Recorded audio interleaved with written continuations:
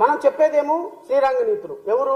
చంద్రబాబు నాయుడు ముఖ్యమంత్రిగా ఉన్నప్పుడు పాప వారం రోజుల క్రితమే మా మిత్రుడు పట్టాభి ఒక పెద్ద ప్రజెంటేషన్ ఇచ్చాడు.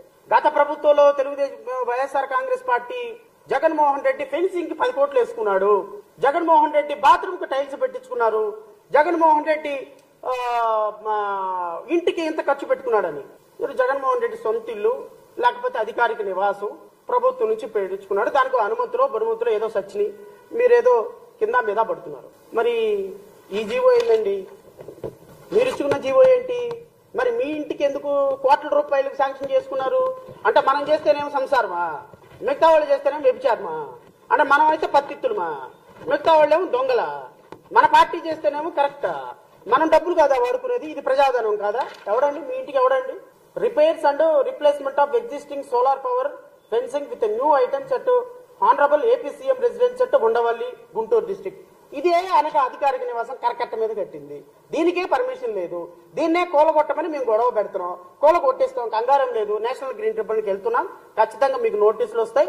మేము చట్ట ప్రకారం మీరు ఏం చేయాలో మేము అదే చేస్తాము. మా పార్టీ ఖచ్చితంగా దీని మీద ఒక స్టాండ్ తీసుకుంది. కరకట్ట మీద అటు మంత్రి సత్యనారాయణ రాజు దగ్గర నుంచి మొదలు పెట్టుకుని ఇటు పక్క ఇరిగేషన్ గెస్ట్ హౌస్ వరకు ఏ గెస్ట్ హౌస్ ఉండడానికి లేదు. కరకట్ట మీద ఒక కట్టడం ఉండడానికి లేదు. కట్టడాలు ఖచ్చితంగా కోల్చాల్సిందే. అది ఇంక్లూడింగ్ చీఫ్ మినిస్టర్ హౌస్ అయినా కోల్చాల్సిందే. దాని మీద we are very clear and we are going to file a case against all these persons also and we will see in the court of law, no doubt. ఎందుకంటే చట్టం ప్రకారం మీరు వెళ్లాల్సిందే. ఇలాంటి చట్టం అనధికారిక కట్టడానికి మీరు ఈ జీవో ఆర్టీ నెంబర్ 321 డేటెడ్ 28/10/2024 ద్వారా డబ్బులు ఎలా ఉపయోగించుకున్నారు, డబ్బులు ఎలా చేసుకున్నారు? I wanted to know. At least people should know. సనాతన ధర్మకారి రాష్ట్రాన్ని కాపాడేటువంటి ఒక ఆకాశం నుంచి దిగొచ్చినటువంటి ఒక cinema star, people star, power star, ఇంకా ఏదో జనరేటర్ స్టార్, ఇంకా ఏదో ఉన్నాయి. ఈ స్టార్లన్నీ ఏమైపోయినారు? ఈ ప్రభుత్వ జనం ఇలా దుర్వినియోగం అవుతుంటే మీరేమో రూపాయి జీతం తీసుకోరు. మీరు ₹1 జీతం తీసుకోరు. కానీ ఇంకోటి కూడా ఉంది, ఇంకొక కామెడీ కూడా ఉంది దీంట్లో.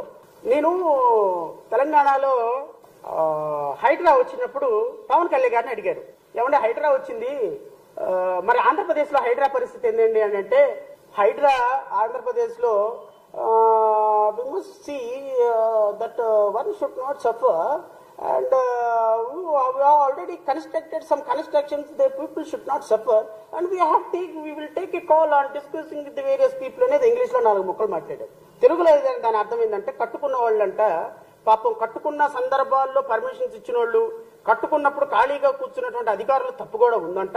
సో వాళ్ళు సఫర్ అవ్వకుండా వయా మీడియాకి ఏదో నిర్ణయం తీసుకుంటాము బుడమేరకు సంబంధించి, లేకపోతే రాష్ట్రంలో హైడ్రాకి సంబంధించినటువంటి ఒక నేను అనుకున్న ఏంది ప్రతి పదాల మీద లేనిపోయిన అన్ని గుప్పించేటువంటి ఈయన ఎందుకు ఇంత చిన్నగా మాట్లాడుతున్నాడు?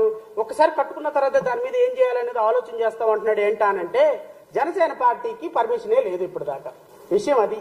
మన కట్టాం కదా 2019లో జనసేన పార్టీ కార్యాలయానికి పాపం పర్మిషన్ లేదా, అధికారులు ఇవ్వలేకపోతున్నారు. పర్మిషన్ ఉందో లేదో చెప్పలేకపోతున్నారు. మనం కట్టిన జనసేన పార్టీ కార్యాలయానికి ఈ రోజు వరకు సనాతన ధర్మాన్ని కాపాడేటువంటి సనాతనకారి, లా అండ్ ఆర్డర్ ని 4 పాదాల మీద నడిపేటువంటి పదాధికారి, క్లాప్ కొట్టినా ఇంకా ప్యాకప్ చెప్పినా కూడా నటించేటువంటి ఒక అద్భుతమైన నటనాధికారి మన పార్టీ ఆఫీస్ కి పర్మిషన్ లేదు. ఒకవేళ హైడ్రా లాంటిది ఏదైనా ఆంధ్రప్రదేశ్ రాష్ట్రంలో ఆంధ్రప్రదేశ్ సంబంధించినటువంటి ఏదైనా చట్టం వస్తే ఫస్ట్ పోయేదేమో ముఖ్యమంత్రి ఇల్లు, రెండోది పోయేదేమో ఉప ముఖ్యమంత్రి కార్యాలయం. Sorry, party of. రాష్ట్ర ప్రజలు ఒక్కసారి నిర్ణయం చేసుకోండి.